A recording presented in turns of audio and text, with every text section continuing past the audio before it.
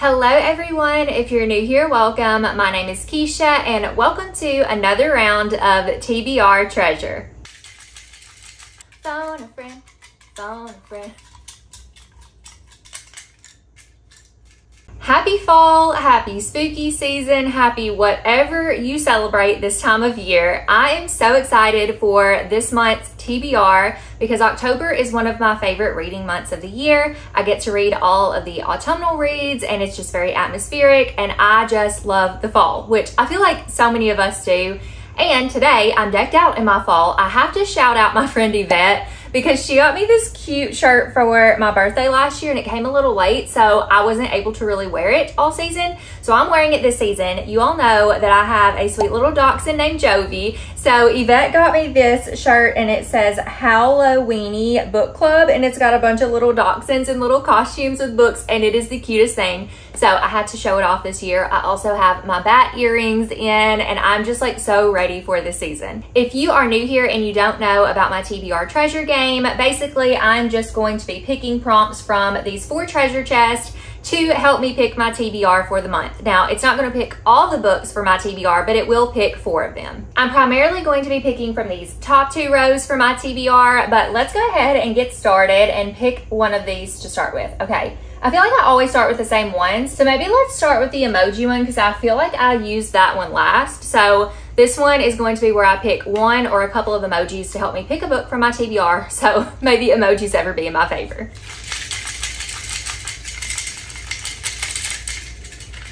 Okay, let's see what I get. I have a lot in here, so there's no telling what's gonna come out.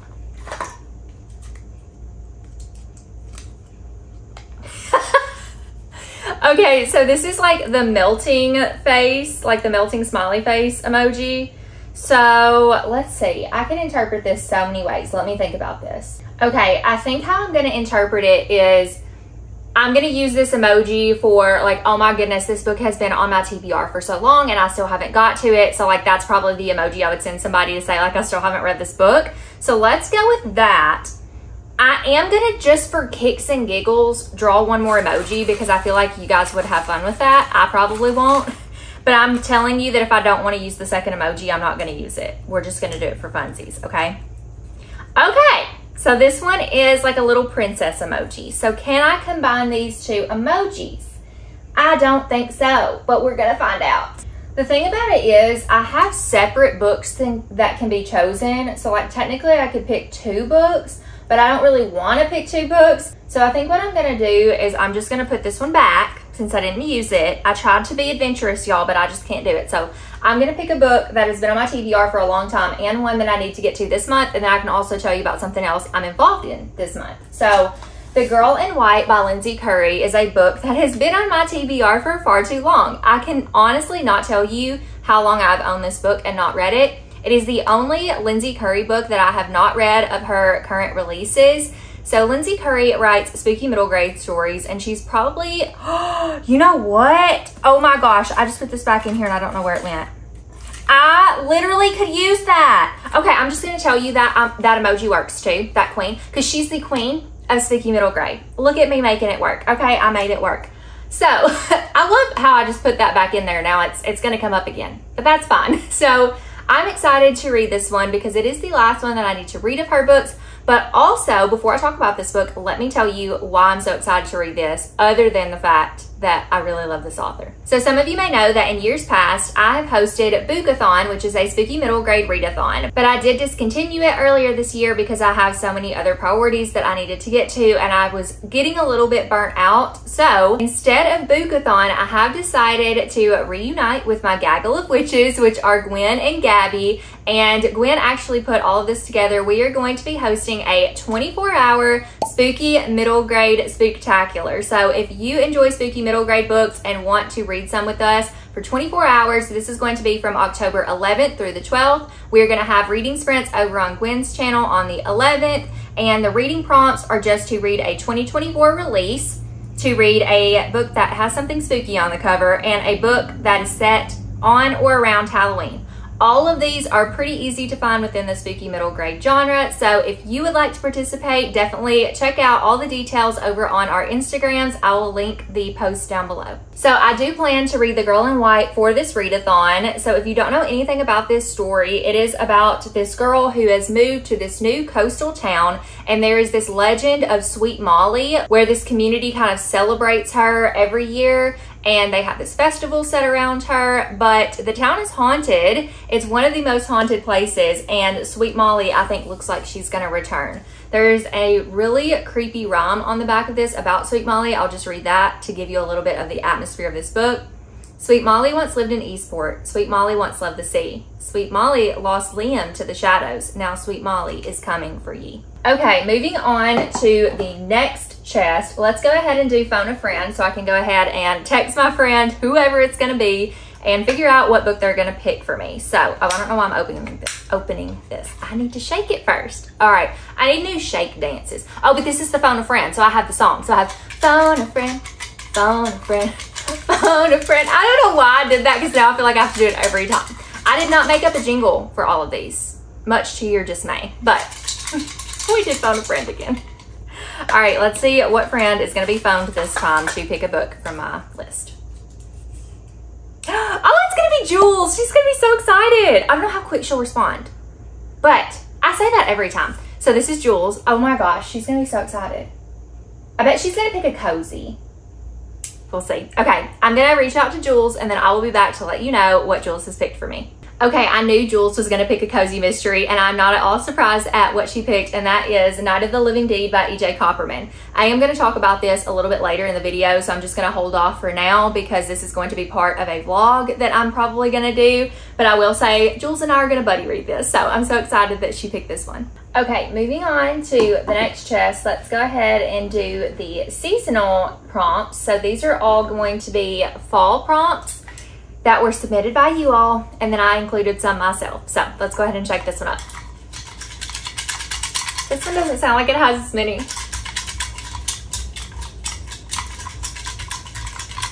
All right, let's see. All right, this one says a book with fall in the title.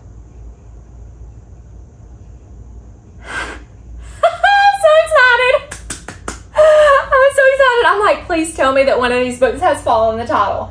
Do I have more than one that has fall in the title? I don't think so, but I'm not mad about this because the Lord is working in my favor today. Okay, so I'm so excited. I'm going to read The Fallback Plan by Melanie Jacobson. This is the second book in the Sweater Weather series. I read book 1 last month, so I was very excited to continue this series, and this book is really short. So this is a very happy book to have on my TBR. So this is set in Harvest Hollow, and this one is going to follow a bad boy and a golden girl, but they've traded places. I'm back in Harvest Hollow after 10 years to prove a point and to even a few scores. I've opened a new bar, and anyone expecting the old, sweet, and shy Jolie McGraw to be running it is in for a shock. I'm not the only one who's changed. When the sheriff comes to tell me I'm the prime suspect in the most ridiculous crime in town history, it's none other than Lucas Cole, the former star of my teenage stress dreams, wearing the badge. Seriously, the smack-talking punk I was forced to tutor in math is now one of the town's most upstanding citizens. This isn't what I had in mind for turning the tables on my former tormentors. I blow him off until I meet the niece he's raising. Oh, that's so sweet. I see so much of my younger self in her, but when I agree to help when she needs a woman in her life, Lucas uses it as a chance to build a case that he's the man I need in mine. That's a hard no. No to love, no to Lucas. But when Harvest Hollow's nosiest forces combine to push us together, I'm not sure my heart stands a chance.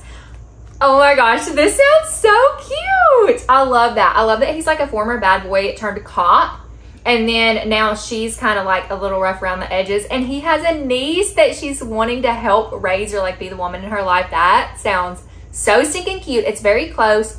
I mean, it basically is like the single dad trope, but it's not like, I mean, it is, but it's his niece, but still he's raising her. So I am so excited for this, and I'm so glad that this worked out in my favor. All right, the last chest is the genre chest. So I'm gonna go ahead and shake this one up.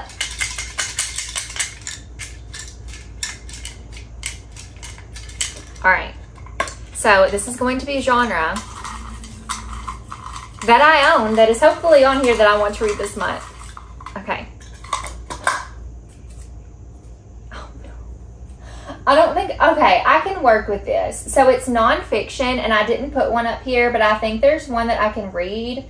I don't think it's over here though. I think it's over there. So let me grab it real quick. So this is going to be my nonfiction. So I recently hauled this book for my birthday, so I want to go ahead and get to this one. It is short, and I was contemplating reading it this month anyway, so this is obviously my sign to do so. And that is Unoffendable: How Just One Change Can Make All of Life Better by Brant Hansen. Apparently this has sold over 200,000 copies, and I've heard a lot of people rave about this one. So Brant Hansen, I believe, is a Christian author, and it says, here's a crazy question. What if we decided not to be offended? Brant Hansen turns our assumptions upside down, takes us straight back to the Bible, and shows us why we need to stop making rules for when it's okay to harbor anger. The key to freedom isn't about venting or suppressing anger, it's about forgiveness. We can address injustices in life better without anger. Letting go of our right to be offended is one of the most simplifying, refreshing, stress-relieving, life-giving things we can do. I'm very excited for this because this has been something that I've really wanted to tackle in my life, and I feel like the Lord has been teaching me in bits and pieces how to be unoffendable and how to just live my life with grace and love, more abounding than offense. And I think it's super hard, especially in a world where like you want control, or you want things to go your way, or you feel like, you know, people don't understand you, or different things like that. So I think it is very like imperative that we all get a good grasp on this. And so I really want to continue to like work in these inner workings of my heart with the Lord. And so I think this is going to be a really good book for it in this fall season. Okay, so those are all of the prompts that I'm going to choose from, but I do have some other books on my TBR that I would like to get through in October. So let me go ahead and grab those. First up, I have a gothic romantasy fantasy novel. I think it is adult, but it may have some YA elements. I'm not 100% sure, but that is One Dark Window by Rachel Gillig. I'm going to be reading this for Jordan from Jordan and Lane's Patreon book club, which is the Girlies Who Read. I'm so excited that this is the pick that won because I have been on and off wanting to read this book ever since I heard it compared to Belladonna, which I read about a year ago. So like this has really been on and off my TBR because I didn't know if it was going to be too dark for me, but it really sounds like it's got those gothic vibes that I'm wanting from a fantasy novel. It's about this girl named Elspeth, and she has this monster inside of her head that she calls the Nightmare. He protects her, he keeps her secrets, but nothing comes for free, especially magic. I also think that there's something going on in this kingdom that she lives in. It's infected, and she's trying to help this. It also says this is about a maiden who must unleash the monster within to save her kingdom in the dark. It is a lush, gothic fantasy debut. So I'm really excited to read this one, and I'm so glad that I'm going to have some buddies to read it with this month for Jordan's book club. Another fantasy novel that I recently hauled over the past couple of months and I have not gotten to yet, not because I haven't wanted to, but just because I prioritize other things for some reason, is Hotel Magnifique by Emily J. Taylor. Now, this author has a new book coming out that I really want to get to, so I need to figure out if I like her writing and if I like this book first before I decide to go out and pick that one up. So this book is about this hotel that I think it no, it doesn't. Does it time travel? Maybe. I know it travels, but I don't remember if it time travels or if it's just going to different places. And there are these sisters that really want to go to this hotel, but they can't afford it. So they decide to apply to be on the staff there, and they find out once they get inside that things are not as they seem. So they team up with this bellhop or bellboy, and actually, I think he's just called a doorman, but his name is Bell, which makes me keep thinking to call him a bellhop. So, I mean, it's basically what he is, right? So I think there's going to be a romance with that too. There are just so many things about this that I'm very excited to dive into, and hopefully this will be a Keisha fantasy book, because you all know I don't read a ton of fantasy, and I'm on a mission to find ones that I will love. So I have high hopes for this one. Next up, I have some fall romances that I really want to get to. I have really found my niche in romances. I love sweet, cozy, clean rom-coms. So I think these are some of those. The first one is Pumpkin Everything by Beth LeBlanc, and this has a Hallmark movie adaptation that I also want to watch after I read it. And this one takes place in a small town in New Hampshire. And it follows Amy Fox, who is a horror novelist who I think has writer's block right now. She has to come back home because her grandfather got in a car accident and she's gonna have to go home and take care of him. But she ends up running into Kit Parker, which is her childhood best friend, first love, and the entire reason for skipping town in the first place. So sounds like this is going to be a childhood friends to lovers second chance romance, which is one of my favorites to read if it's done right, because I need a little backstory. So we'll have to see about that. But either way, this sounds like it's going to be an adorable time. So this has to go on my fall TBR. Next up, I have Absolutely Not in Love by Jenny Proctor. This is the second book in the Appy's hockey romance series, but it's also the 7th book in the Sweater Weather series. So I'm going to be reading this one, and I'm very excited to continue on with the Appy's hockey romances, because for whatever reason, even though I've never seen a hockey game in my life, I have a thing for hockey romances, clean ones, but I have a thing for them nonetheless.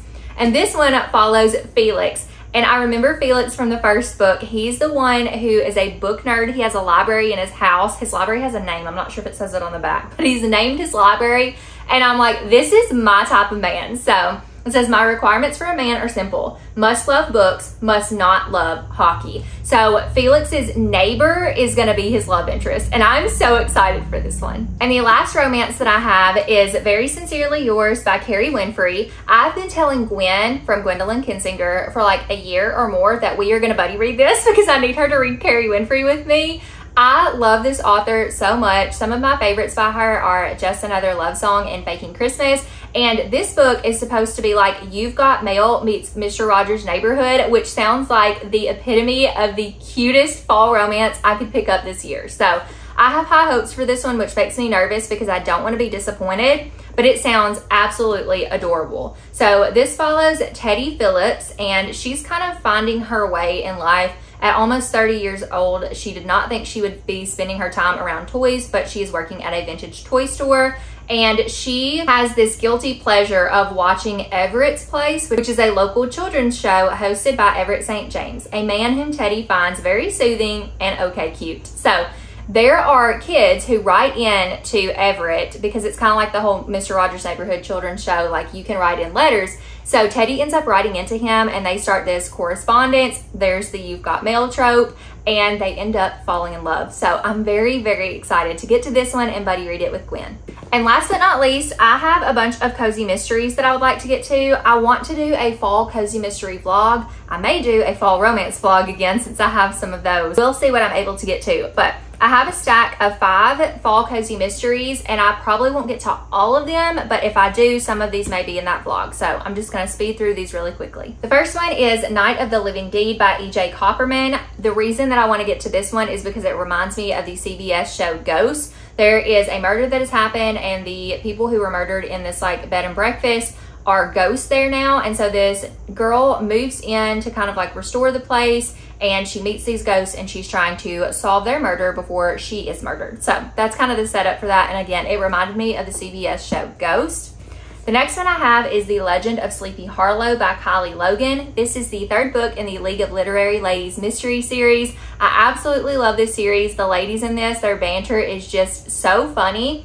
And this one is going to follow them reading The Legend of Sleepy Hollow. So it does tend to give spoilers for whatever book these ladies are reading within this cozy mystery series. So if you don't want to be spoiled for The Legend of Sleepy Hollow, I would recommend probably reading that first. But I'm excited to continue following these ladies who are in this book club together and get into all kinds of shenanigans and obviously help solve murders. And I'm glad that this one is based around Sleepy Hollow because I feel like that's going to make for such a good autumnal read. Next up, I have A Doom Full of Sugar by Catherine Bruns, and this is the first in the Maple Syrup Mystery Series. So this takes place on a maple syrup farm. I believe that this girl's father has passed away and now she's having to come home and take care of the farm, but he was murdered on this farm, they think, possibly, and so she's kind of trying to solve his murder as well. Then I have Be My Ghost by Carol J. Perry. This one is the first in the Haunted Haven Mystery Series, and I've had this one on my TBR for quite a while, so it's about time I get to it. It follows Maureen Doherty and her golden retriever Finn,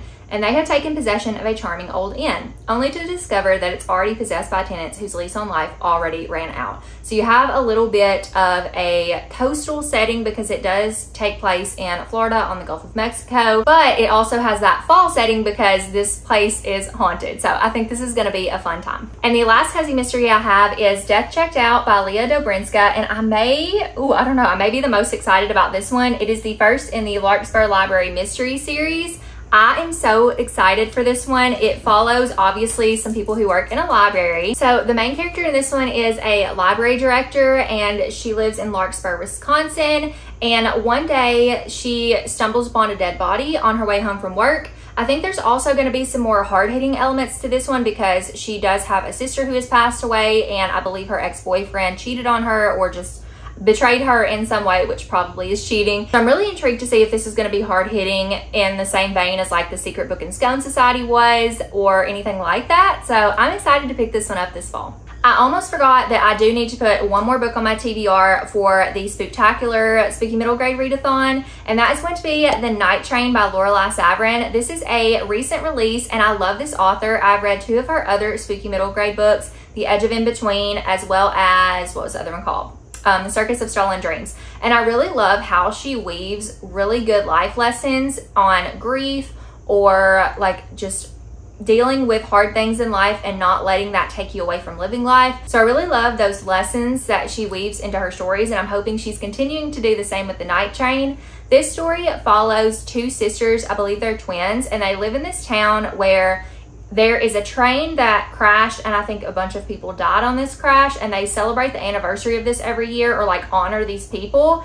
And I believe a ghost shows up that is tied to this, and maybe the history around this train crash is not as it seems. So they are going to try to unravel that. It sounds like a really fun story and obviously a little bit spooky because it is paranormal, but typically in middle grade I can handle that and it's always a good time. So I'm really looking forward to getting to this one as well. And that, my friends, is going to be all the books that I'm putting on my October TBR because we have quite the list here, and I know for sure that I'm probably not going to get to all of these books, but I'm so excited for so many of them, so I'm going to do my absolute best. If you made it this far in the video, go ahead and leave a pumpkin emoji down in the comments since it is October and Halloween and spooky and fall season and all the fun things. So go ahead and leave that for support. And as always, I appreciate you guys. Thank you so much for watching, and I will see you in my next video. Bye, friends.